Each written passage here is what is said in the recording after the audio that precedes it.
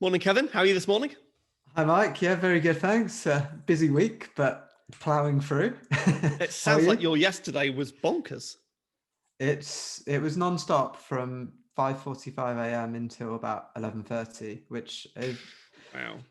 the crazy thing is that used to be a normal day, or at least not that infrequent. And Yeah, yeah. now it's like I haven't done that for 14 months. I feel like I need to hibernate for the weekend.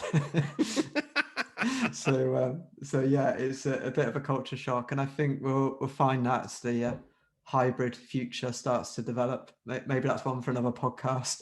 I think it might well be. Exactly. Yes. Yeah. So what's today's topic? So today's topic's all about you. So exactly. No. um, So I think we're in a. It's very nice to get feedback from people now, and it's great that we've always said all along we've had interesting conversations. Let's record them, and if people want to listen as a podcast, that's great, and we'll Yeah, keep it going because we enjoy it. exactly. We've kind of no expectations really in terms of what we're doing, but if we're enjoying it, we'll carry on. But it's nice Exactly. to know that people are listening. So we've got some very nice emails, I'd say, over the last couple of weeks.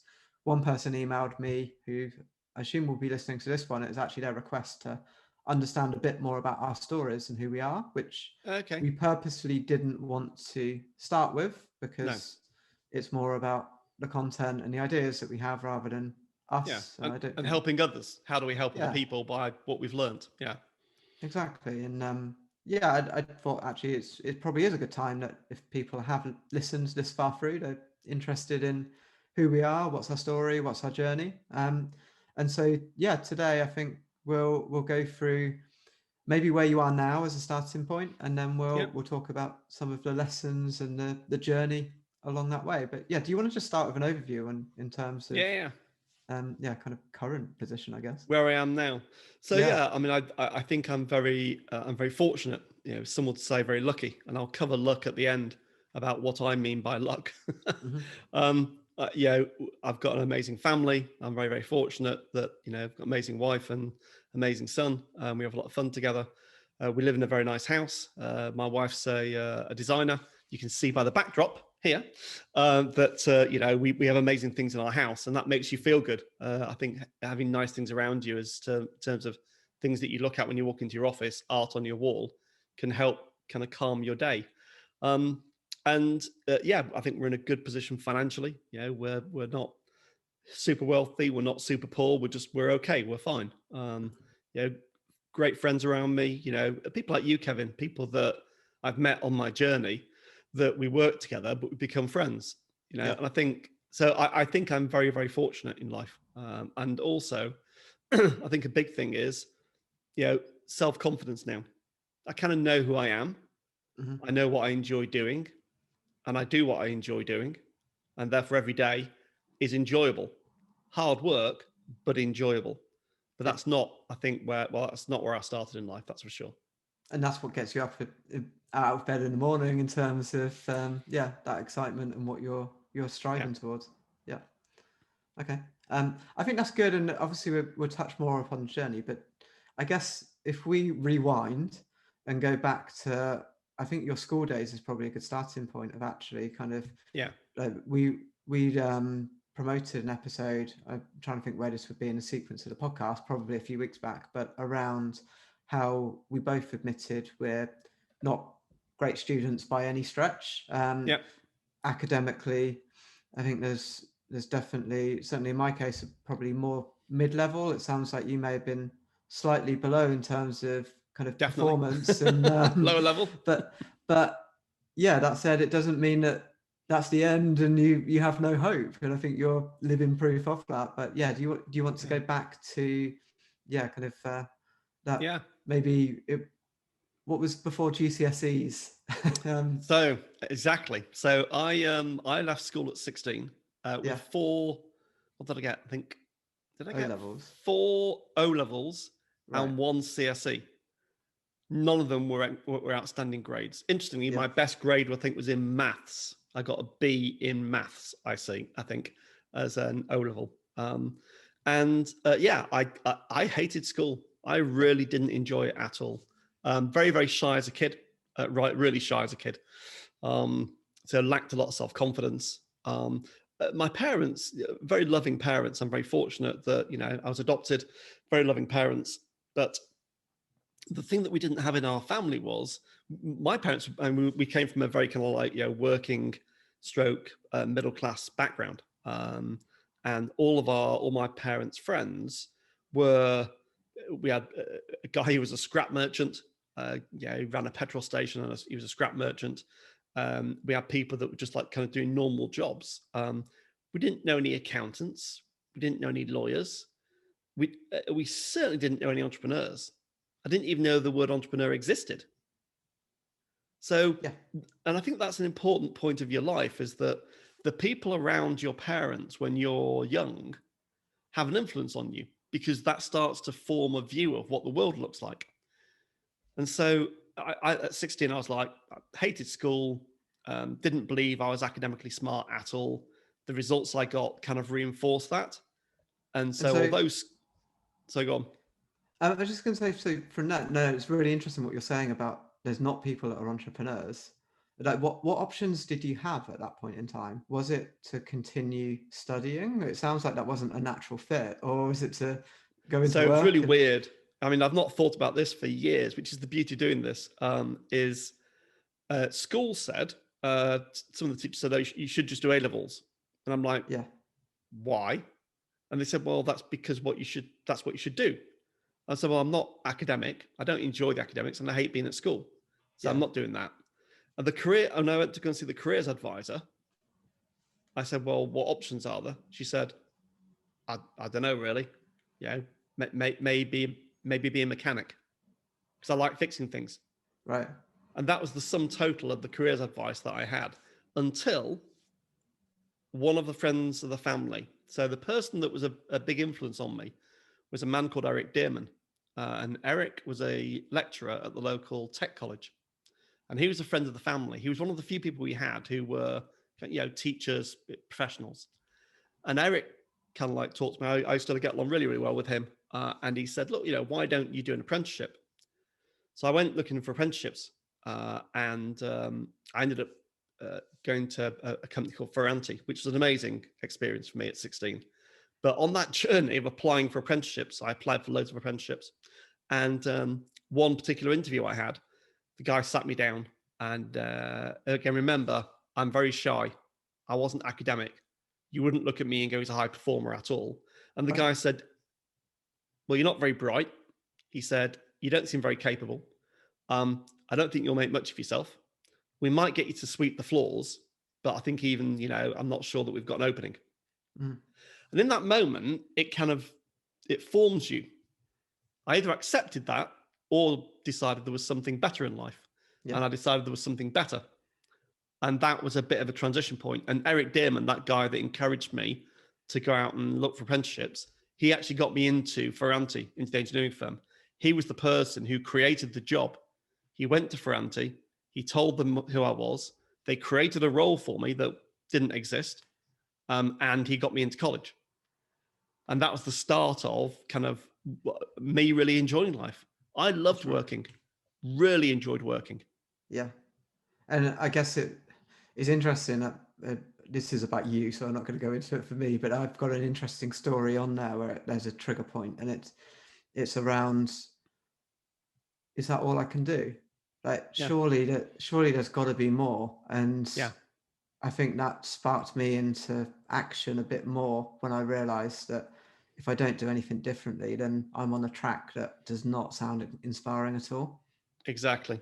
And then something weird happened at college. So I used to do 4 days a week at work and 1 day a week at college. And back to that is, your point, is that all there is? So I'm working Yeah. away. So I'm doing my 4 days at work and 1 day at college. I enjoyed the college day, long days, but I enjoyed them. And you took exams every year. You had to take exams to get through the tech qualifications. And I got a letter saying that you've been awarded Student of the Year. And I rang the college and said, I think you've made a mistake. Yeah, sounds like it. Yeah. I'm not an academic. Yeah. And they're like, no. You got the highest grades in all Wow. of the classes in your year. So you were Student of the Year. Yeah. And it was the first time I'd actually had a third party tell me, you are capable, you are bright, Yeah. but you need to be in an environment that brings that out of you. And the environment for me was, I was an engineer, a design engineer, and Yeah. I was designing circuits. And the lecturing, the work at college was telling me what the theory was behind what I was doing practically. So it was reinforcing the practice. And that's why I learned more. That makes perfect sense to me. Like, I wish, in theory, it doesn't seem as popular these days, but my dad did an apprenticeship in the trade, the print trade, and Oh, did he? yeah, and I didn't it's know like that. what it was. I think one day a week he went into college into That's London, right. and the rest Yeah. of it he was in Oxford working. And Working. That's right. I actually think that's a great balance. I know I did a placement year in year 3 of my uni course. I learned Right. more in that year than I did in the other 3 combined, and the rest. Yeah. And but if there's a way to actually do that alongside, I feel like that's actually a really good model. So it's like, it's not that you're saying I'm not going to learn and educate, but No. certainly for me, and this definitely sounds the case for you, of that practical doing is where the learning really happens, and the textbook revision is kind of more it's like a memory game rather than Yeah. actually real deep learning. When I went to university at 21, so I hadn't thought about going to university, but having left Yeah. school at 16, done day release, done pretty well. One of my friends at work, Andy, lovely guy, said to me one day, said, look, Mike, if you don't get a degree, you won't progress within engineering. Yeah. Because he said all of the engineering managers and leaders, we tend to be more qualified in our subjects. And although the tech's been great, you've got the ability to get a degree. Why don't you go off and get a degree? Yeah. So I ended up going to university at 21. I went to Sheffield. That's really interesting, because in my notes, and I mean this in the nicest possible way, I wrote down, based on that education, how the hell did Mike get a job at KPMG? Because Exactly. Because you were at KPMG in the 90s, is that right? Yeah, 96 to 2000. Yeah. Yeah, and like I would consider KPMG, I'm sure it's different now, but certainly back then, it very much, like, to get your chance seemed to be based on grades and qualifications, probably very heavily weighted that way. Very tough to get in. Absolutely. It's a very good point. Is if you jump to that point, how did I get in? Yeah. So I'd done my degree. So I came out with a 2-1 in engineering, which I was very proud of at Sheffield. It's a very good university. I then did an MBA when I was 30 because I wanted to learn more about business. I was very engineering, R&D, project management focused. Did my MBA, and then I went from engineering, project management into banking, marketing. I mean, talk about a step change. I wanted to change at the age of like 31. I wanted a fresh kind of start, something different. And the MBA back then, I think it's different now, but back then, it was a great way of transferring between one industry and skill into another. And I did that. And I was very fortunate, again, at Barclays, where I joined after my MBA in this kind of marketing role in banking. They were doing a big transformation project, and they had McKinsey in as the lead consultants. And part of the deal with Barclays was they would train the Barclays employees that were on the project. And I was one of the people on the project. And so I got trained by McKinsey to be a consultant. Right. Now, you talk about, if you're going to be trained by anyone to be a consultant, get trained by McKinsey, the best of the best. That's the Champions League equivalent of it's consultancy. It is. It's like if you play football, someone's saying to you, "Would you like to go and shadow, at Manchester United or Manchester City, and learn how to play?" You'd be like, "Yeah, I'd probably learn quite a lot from that." Should be able to, yeah. Exactly. Yeah. And so when I joined KPMG, I applied for a job with them. I think because I'd done an engineering degree, I'd been in engineering in technology, I'd done the MBA, and I'd been at Barclays trained by McKinsey. And they were looking for, at that time, they were looking for industry experts to come in. So they were looking for people that understood about technology industries. And I was very close to the technology industry. And I had these consulting skills. Yeah. And so, yeah, I think that is what got me through the door. And I was like, I arrived and went, I'm not sure this is real. So something quite funny happened at this point. So go back a stage. I left a really good job in an engineering company to do an MBA. Yeah. And all my friends said, you're bonkers. Why would you spend, back then it was £10,000 to do an MBA. Why would you go off and do an MBA when you've got Sounds a perfectly like a good huge job? sum of money. Yeah. Yeah. I mean, and this was back in 94. So, yeah, exactly. Yeah, it was, I'd saved up money and I borrowed some money from my parents and said, I'm going to go off and do it. And they said, you're crazy. I think I left my engineering job at that point on about 30K, I think. And I think the KPMG salary, was about 50 Right. to 60, somewhere around there. So Yeah. I'd kind of doubled my salary.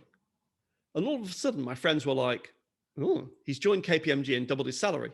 Maybe he's not so mad. But that's an important lesson in life. It's important that you talk to your friends and that you take counsel from your friends. But it's really important you don't just follow what they say. Yeah. Because You have to have the strength of your convictions. It's your path. It's your path. And you've got to have the strength of your own convictions to follow your own path.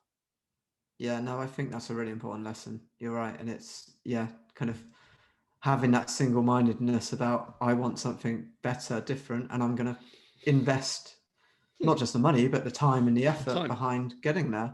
And no, that's really important. In terms of the consultancy side, so how long were you doing consultancy kind of at KPMG in different roles?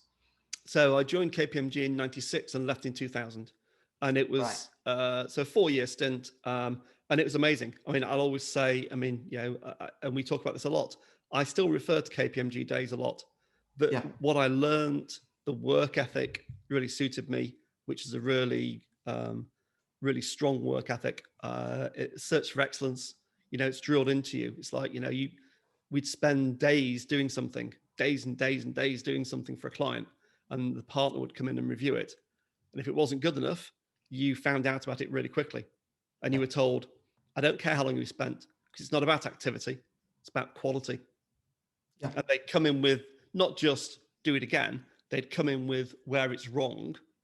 A guy called Katan was a very, very, very talented partner that I worked with, Katan Patel.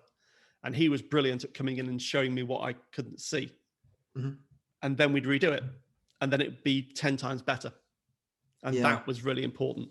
Yeah, definitely. Like that. It's not just quality control, is it? That's like, make sure this is 100% perfect. And the bit that I'm really interested in is, we know kind of very well, just in terms of people within the industry, I think it's really hard to make that shift from once you're embedded into corporate life into entrepreneurial life. And certainly if you were earning 50K plus back in the 90s, that's a very comfortable salary. And to then, let's say, risk it and take a more entrepreneurial route, that sounds like it's not the most likely path that people take at that time. Like, what do you think kind of triggered you into that? Like, in terms of where did you start to become entrepreneurial in that journey? Good. It's a really good question. Actually, it's a really good question. In 2000, so I've been at KPMG for 4 years, loved it. Still talk about it now. Amazing place. But what I realized was I didn't want to be a partner. Now, would I have made a partner or not? Don't know, because you'll never know, because I left. But I looked at the kind of partner life, and we've talked about this as well. Same with investment banking. It's a 6-day, 7-day a week job. And it's global. And I decided, do I want that for the rest of my life or not? And then I'd always wanted to kind of run my own business. In the back of my mind, even at 16, although we had no entrepreneurs around us, I wanted to run my own business. There was a brilliant program on when I was 16 by a guy called Sir John Harvey Jones. And it was all about how you turn companies around. He was the chairman of ICI, I think he was. Right. It was a BBC TV program, and it was all about going in and being the company doctor, analyzing a situation, working out what the problems were, working with the management team and improving the business. And I loved it. It was fascinating to me. And he always started with the finances. He was always in his car reading the finances of the company before he arrived, which is obviously part of the theatre. And therefore I was like, I'd love to be able to go in and help companies grow. Yeah. And at that kind of like that point at KPMG, I stepped off and said, actually, no, I'd like to go and do my own thing. And I left, I took a big risk, left KPMG in 2000. Very, very uncertain. I had no pipeline. I just decided I was going to go off. I worked with a couple of colleagues who were ex KPMG at the time, doing some bits and pieces. Tried to do my own thing, tried to build my own business. Again, I think it's a great insight for other people. I thought when I left KPMG, I was building a business. I learned very quickly I was being a freelancer.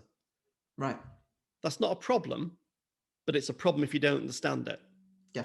And I found out because a target client of mine, I was pitching at a huge pharmaceutical company. And this guy said to me, who was a very senior guy, he said, Mike, when I was doing this kind of freelancing bit, he said, Mike, buying from you is like buying from a smorgasbord. It all looks lovely, but I can't work out what your specialty dish is. Right. And I thought it's a very strange thing to say. And he said, what I'm buying, Mike, is you're a very, very good program director, project manager. That's the skill I need. Don't tell me about all these great things you could do with all your associates. Yeah. I want you for that expertise, and I'll buy you for that expertise. But if you're going to try and be a consultancy on your own, he said, you're not specialist enough. Right. You haven't got enough people that are specialists. So I'll buy you, but I'm not buying into your vision. And that was really important. I then ended up going to work with a really talented pair of guys, Anthony and Malcolm, that had built a company called Consulting Strategies. And I worked with them as a freelancer. Yeah. Out and out. I'm like, yep, great. It was very good day rates, very good work, very interesting work. Worked with them as a freelancer for a number of years. And that's the typical first step, I would say, entrepreneurially, is how do you get your own clients and fill your own time? And then obviously there's a step, which I think you're coming to in the sense of how do I fill other people's time and build a business that maybe could even operate without you? And I think that's the step that actually a lot of entrepreneurs don't take, and they end up basically giving themselves a job in a different environment where they have equity in the company, but it's not necessarily a business of which you'd look at and treat as maybe more of an investor as opposed to being in that role. Absolutely. And that's a really important point. I realized I was now working for myself, earning better money, but I was just an employee. Effectively, you're a freelancer, but you're working for someone else. You're an employee of your own company, or different. That's right. You're an employee of your own company, but it's a step, and it's a good first step. Yeah. And then I almost woke up one day and realized, if I'm going to create something big, the best way to do it is to buy something that's, a decent size and then grow it, because now I've got a stable base. Yeah. And I thought, okay, I'll go and buy a company. And it happened that company I was working with was looking to be acquired. And I basically raised the money to buy the company that I was freelancing for. Yeah. Which was in hindsight, a pretty bold move. How much risk was involved in that in terms of like personal guarantees and your own? That's a great question. And this, again, this plays to about, people say entrepreneurs take loads of like really high risks. If you heard that story in the pub and you just heard the headline, you'd go, that was amazing. That was unbelievably risky. I mean, I raised money off the capital markets, millions of pounds to invest in not just that, but other things I was doing at the time. And people would say that was, that's a crazy risk. It's like, well, actually, it wasn't a crazy risk. I put my own equity in, so I put up, my savings. Yeah. But I was a single person. It wasn't all my savings. I had a nice flat I was living in that I owned, and so the worst that would happen is if I lost those savings, if it went wrong, the worst I'd have done is I'd have lost the savings and probably also earned it back within a year of buying that company. Right. So the downside's fairly limited. Yeah. The downside was capped. Yeah. Yeah. So I had a capped downside. They weren't going to take because I didn't give any personal guarantees to the bank. It's very important. And I'll say it again because it's so important. I don't believe in giving PGs. If you borrow money off banks, I personally wouldn't give personal guarantees. Yeah. And that came to bear after I bought the company. We grew it, and there was a whole journey of turnarounds and problems and cataclysmic evenings and God knows what. I doubled up. I borrowed more money off the bank for the company, not me, but for the company. And one of the conditions of the loan was, well, we need a PG from you, Mike. And I said, I'm not going to borrow the money. If you insist on a PG, I will not borrow the money. I'm not interested. And they were trying to force money out the door at the time to entrepreneurs. And their bank yielded, and I didn't have a PG on it. If I'd have had a PG on that loan, they'd have taken our house.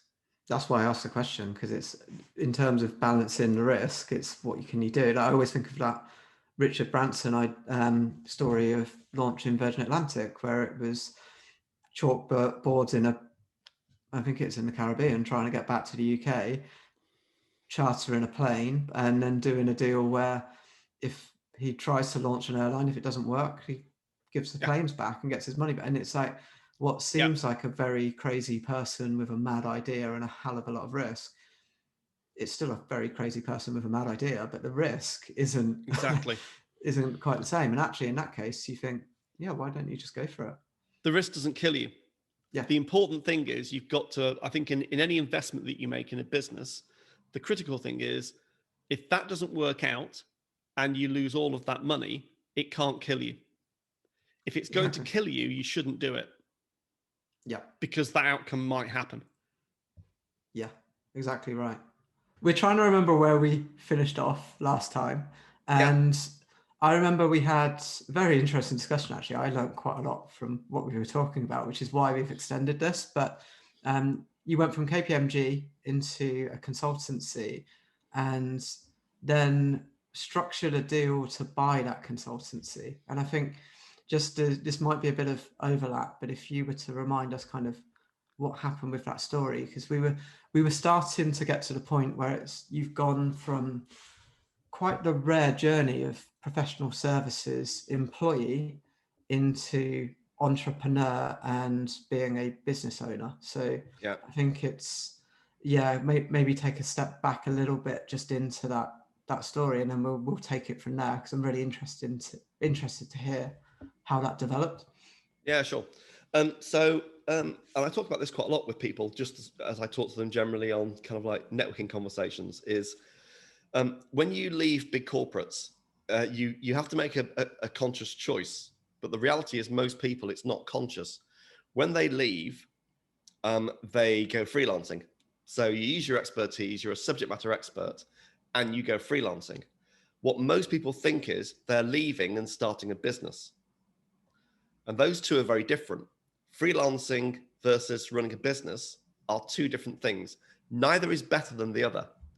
A lot of people get hung up on, particularly if they're in their kind of like, their 30s or 40s, they want to build a business. Whereas actually, if you look at those two choices, being a freelancer is a brilliant lifestyle. You can earn very good money. It's really enjoyable. You get to do the craft that you've mastered. You get to do that forever. And all you have to do is find clients that need you to solve that particular problem where you're a subject matter expert. There's nothing wrong with that. It's got some constraints. So your revenue is limited to the amount of time you can put in. And you've got to go out and find the next client. So if you do a 6-month engagement, you've got to go and find the next 6-month engagement. So it's got some challenges, but it's not a bad model.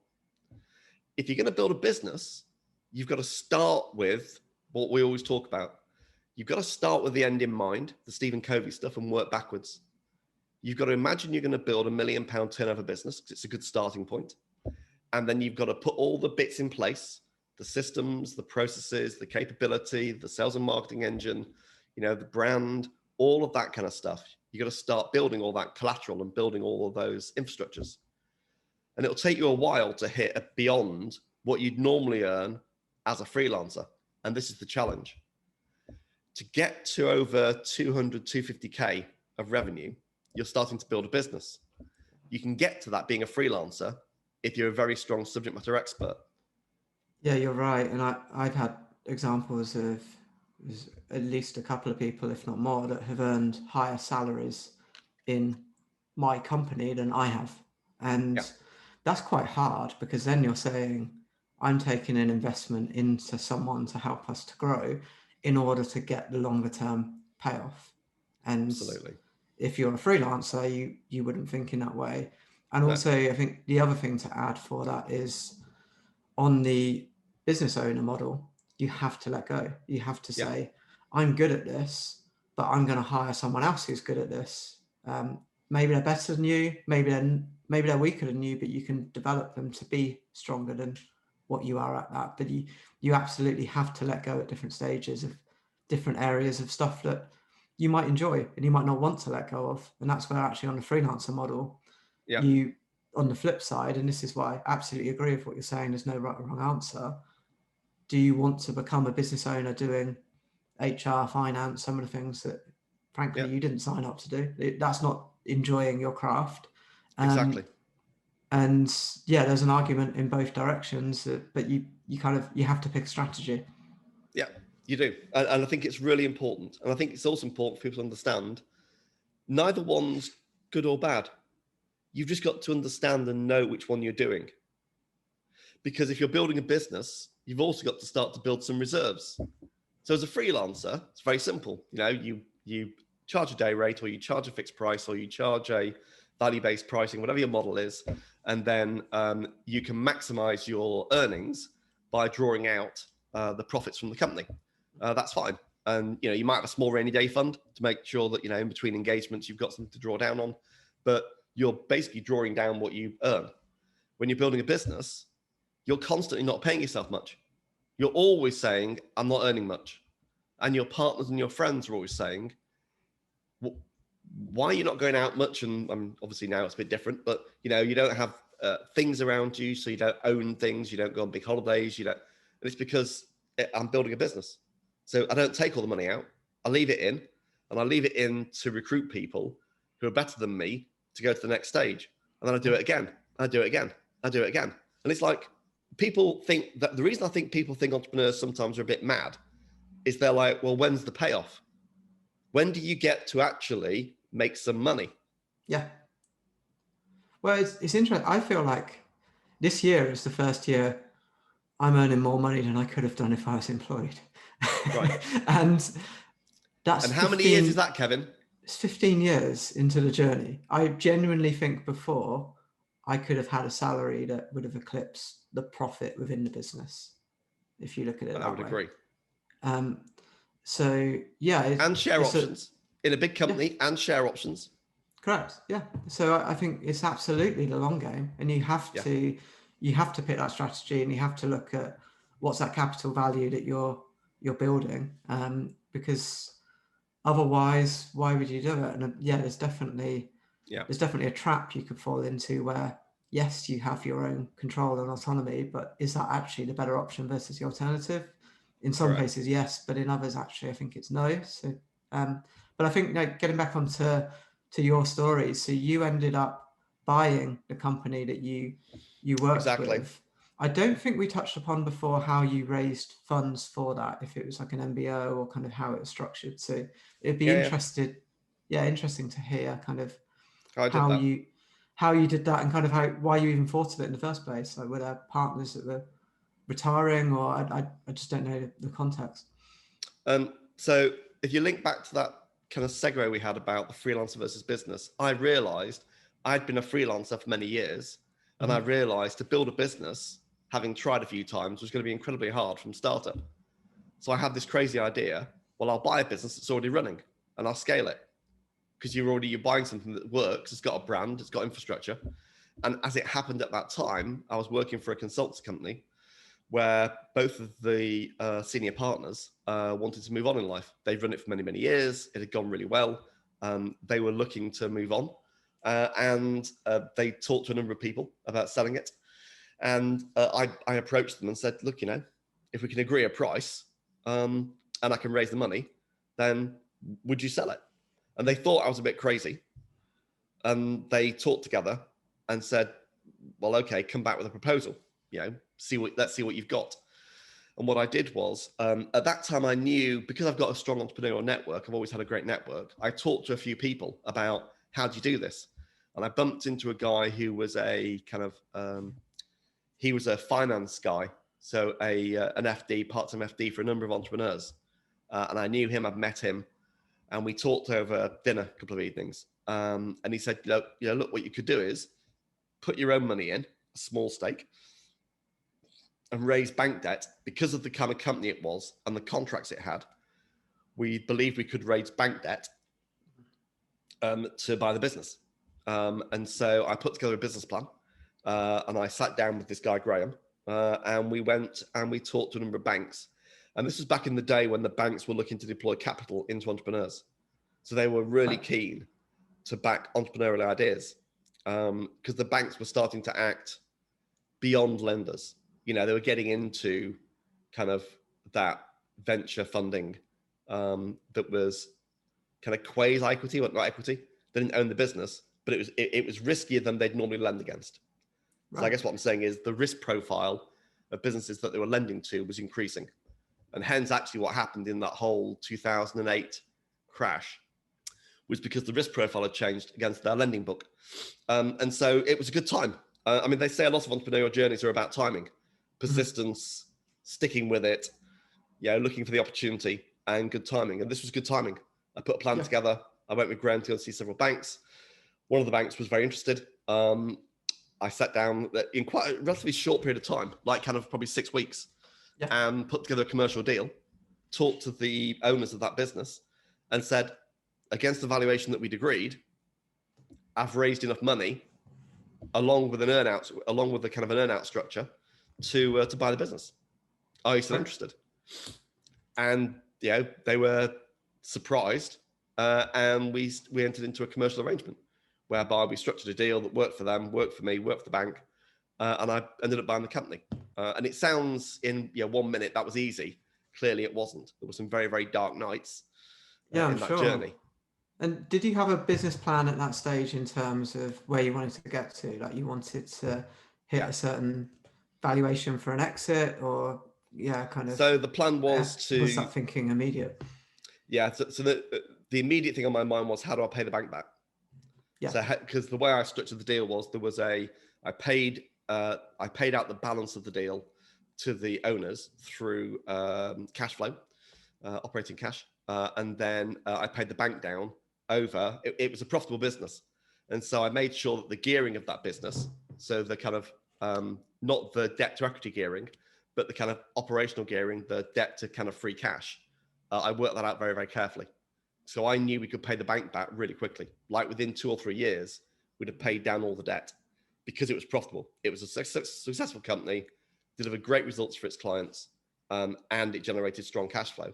And therefore, the bank got very comfortable about this. Wasn't a 10-year term. This was, the forecast was that I paid it back within, I think, about 2.5, 3 years. Yeah. In fact, I think it's 3 years, 3-year term. We paid it, and we had the option to pay it down early. We paid it back within, I think, 2.5, because the cash flow was so strong. Interesting. And that's what made the bank go, okay, given your client base, which was it was a big contract with the government. So, it had a really strong client, or some clients. It had a great cash flow. I had a plan to grow it. Their risk was reduced because banks are clever. They're not daft. Banks are clever. They work out what the risk is. As I said before, the risk profile was higher than they would normally lend because it wasn't asset backed, bluntly. There were no physical, tangible assets that they could seize if it went pear-shaped. The one thing I would say is they wanted PGs. So they wanted personal guarantees. I never gave them any. I absolutely point blank refused to give them any PGs. And they said, well, we might not lend to you. And I said, that's absolutely fine. I am not putting my own personal cash and my flat on the line for you as a bank. Yeah. I'm not doing it. I've shown you a business plan. I'll deliver against that plan. You believe me, you don't believe me. You lend, you don't lend. But I'm not giving you PGs. And I did a deal without any PGs. Great. I've raised 2 sets of debt with no PG. Yeah. Now, I'm not saying you could do it now because the market's changed. But back in 2006, when I raised the money, and 2008, there were 2 tranches, that was possible. It's good advice though, because I think definitely for me, I've been in that situation with overdrafts for personal guarantees, and just that is more security. I think once you can get rid of that, and it's Yeah. certainly a nice feeling that at least your worst case scenario is that, yeah, it's not that you would end up in personal debt. So it's definitely good I think advice. there's something more than that as well, Kevin, which is that PGs can be very dangerous for the entrepreneur, because the bank starts to take a view on, well, let's say you borrowed, I don't know, £300,000, Mm-hmm. and there's a PG behind it. The bank starts to go, well, we think it's a bit risky. We don't think the company's doing very well. It's a 300K debt. If they break their covenants and they have the ability to call in the loan and Right. call in your PGs, they can basically turn your company over. They control you. So it's very dangerous, because the bank's taking just a risk assessed view of, well, if we don't get our 300K back, but we get 250K back, because that's the level of guarantee you've given and the assets that you've got, they'll take the easy route out and go, oh, we'll take 250. Yeah. I'm not saying they'll Yeah, always do that, but I'm saying they have the option to. And that option can be very dangerous for the entrepreneur. Yeah. Yeah. No, that makes perfect sense. So moving on from, you raised some money. I guess if we fast forward a bit in terms of how long did it take you to get from fundraising to exit? So that was wow, how many years was that? 10. I think that was about 6 years. Right. Okay. There were lots of things in between. So it was a bit of an up and down, kind of like all entrepreneur businesses. But yeah, it was about 6 years before I exited. Yeah. And I'm sure there's lots of stories in there that might even be another podcast episode itself, in terms of building a senior leadership team is one that I think actually might be a good topic for us. That Absolutely. where you got to and how you can, again, building that business. How do you, at first, you obviously you can't hire in everyone that you want to hire, but you want to get towards that end game and have everything in place that works kind of largely without you. And it sounds like. Yeah, and I was going to say on that point about the leadership team, before the doing it without you, is what might be interesting to talk about is the role an advisory group can play. The power of an advisory group, who are not non-exec directors, they're advisors, they're industry figures that work with you. That can be very powerful to build your business. And maybe we talk about that as a topic. Yeah, definitely. No, but yeah, making yourself redundant was key. So when I sold the business at the end, one of the key reasons was the buyer said, are you operationally involved at all? Do you hold customer relationships? Do you run operations internally? What exactly do you do? And I said, I chair the company. So I'm the chairman of the board. I run monthly board meetings. Obviously, I go through all the numbers, make sure that we're on plan. But the people running the business are the people running the business. Yeah. They come into the board meeting, they present that month's numbers and the forecast going forward against the business plan and the strategy. And my job is to hold them accountable. Yeah. And I wasn't operationally involved at all. And that made it a much cleaner exit. So I didn't do my exit structure was, it was obviously, there was a lump sum up front rather, and then there was some deferred. But the deferred wasn't an earn-out, it was just a deferred payment structure. Right. So I wasn't operationally involved in the business during the kind of 2 years. It was a deferred consideration process. And that's got tax implications as well. You have to be quite careful on an earn-out about how the tax is structured, so that it doesn't appear as income tax. Yeah, of course. Okay. No, that's really interesting. And yeah, definitely think there's a couple of topics to dig into in a bit more depth out of that. So I guess from there, you went into chairing board meetings and obviously making sure the company for a certain period of time post-exit continued. And then what sort of year was this? So I've kind of lost track, but I think it was about 2012. So we were kind of like, post-recession, things were going quite well. The economy was in quite good shape. But actually, I didn't chair anything post-exit. Literally, the day they bought the business, I was not involved. Okay. Wow. I talk to them every 3 months. Yeah. Obviously, I've got warranties that they were checking against, and that was all clean. But yeah, I wasn't involved. That's got pros and cons, by the way. Yeah. So if you sell a business, people think that's great, brilliant, you're not involved. I'm like, yeah, it's brilliant, except you're on the outside looking in. Yeah, I've definitely heard a few stories like that as well, and it can be painful. Yeah. It can be very painful. Yeah, I think on balance, you're better off on the inside working with them during the earn-out period, and you just get the tax structure incorrect. Yep, makes sense. Because otherwise, it can be difficult. Yeah. So from 2012, what did you do from there? Like where did you go in terms of? I feel like I know some of this, but not in that much depth and sequence, if that makes sense. So yeah, no, it'd be interesting to hear kind of. So let me give you a kind of a potted version of what happened in those kind of like, where are we now? About 9 years. Yeah. So I built another company with a friend of mine. So we built a procurement consultancy. So we started working with private equity companies on doing cost reduction programs for private equity backed companies, whereby we had a direct EBITDA improvement program. And that was very successful. So that went very well. We then sold that to a consulting company who wanted that capability because we knew the PE sector very well, and worked there for a while as a partner, and then left that.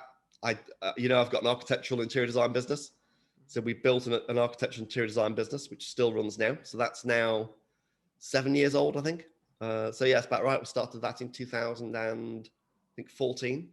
Yeah. So I'm a director in that, and I've got my wife and a very good friend of ours is the other director, Phil. So that runs, and now what I do is I run this business whereby I train sales and account management teams inside agencies, IT services companies to become better negotiators, to do better deals, and I coach and train their salespeople. Yeah. And that's kind of like in a potted kind of what happened in 8 years. I went from having this quite big company, sold it, built another company smaller.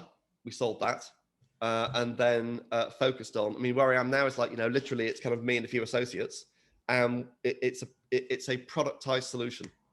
I've managed to package what I do, and again, I think an important lesson from consulting is you're solving complex problems for clients. Everything's bespoke, and it's typically fixed price. Yep. Everything's unique. Very hard to productize it. So I've turned my knowledge into, actually, I now run a productized solution, which is a training course that I tailor and bespoke to every client, coaching sessions that I run with a very particular format, and a set of kind of outputs and outcome measures that I can repeat. And it's now a repeatable process. Yeah, that makes sense. That's been an interesting lesson, is how do you make it repeatable? That's been part of the challenge.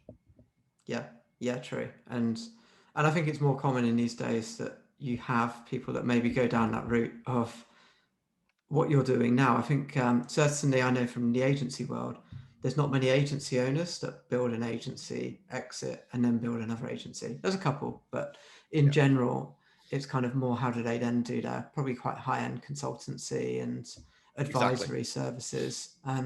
One thing I don't think we touched upon, and this is going back a step a little bit, but it was the scale in which you built the company in terms of the consultancy that you exited from. And obviously not going into like the financial numbers, but kind of just in terms of like number of people and kind of how far you took that, because from what I understand, that was a pretty impressive network of associates that you had built up. And I think that's right. That's worth touching upon. So when I bought the company, it was an associate model. So it had 60 associates, so freelancers working for it, who were experts in project management, change management, program management, training, course design. And I managed to take it from 60 freelancers to 120. And what was interesting was when we scaled it, and it was still all freelancers. So my business had a few people in the center and then 120 freelancers working for me. And it was a brilliant model. And the way that you scale that model is you ask every freelancer, who do you know that could come and work with us of quality? Everyone good people knows know good people. Yeah. good people know good people. So everyone knew 2 people. So at 60, we had 120 people that we knew who could possibly join. And out of those, roughly half of them we took on. Yeah. Everyone that was in that business knew each other. It was remarkable. We'd managed to build this network. I mean, I didn't do it. People that started it did it. You build this network of freelancers, high-end consultants that know each other. And it becomes a self-fulfilling, high-quality delivery mechanism. Because you only bring people in who you know. Because you brought them in, that freelancer who brought the other freelancer in tells them, this can't go wrong. My reputation is at risk. So you've got to deliver a really, really great job. And so you end up with this self-managing, high-quality network. And anyone that doesn't fit, I didn't have to get rid of people. The kind of organism decided they just didn't fit. And they kind of moved on. Yeah, you've just built that culture. It was a very, very, and they talk about it now, the CSL culture. It's still talked about by the people that worked in it. People still think about those days and how great they were. It's great. I remember a quote from Alex Ferguson talking about, did he have to, if someone fell out of line, have to bring them back? And he was like, for the first couple, probably. But after that, you have your Gary Nevilles, your Roy Keanes and everyone else. And it's like they understand the culture and they hold the standards of which the rest of the team account to. And if you're not in line, the manager doesn't even need to get to that point because everyone else pushes them along in or out kind of that's right beforehand. So you get this peer pressure. I think if you can build those cultures, they're massively powerful. Yeah. They're virtually impossible to break as a culture. Yeah. I mean, the economic climate can break them as businesses, but they're very powerful cultures, really powerful cultures. Yeah, no, they really are. Okay, so I think we're out of time. I think we've covered a lot of ground between the two-part recordings, which has been really interesting. I'm sure there's a lot that we could dig into deeper, like we said. There's future episodes as well. But no, that's been, I've learned a lot from your stories. So I think that I thought I knew you reasonably well beforehand, but actually it's interesting, kind of just digging into some of the detail of that. So Thank you. I've really enjoyed it. It's been quite therapeutic, which is good. Yeah, and then definitely. We're going to do yours next, Kevin. Yeah, I guess so. Yeah, spin it the other way around. Very good. Okay. All right, brilliant. Thanks, Kevin.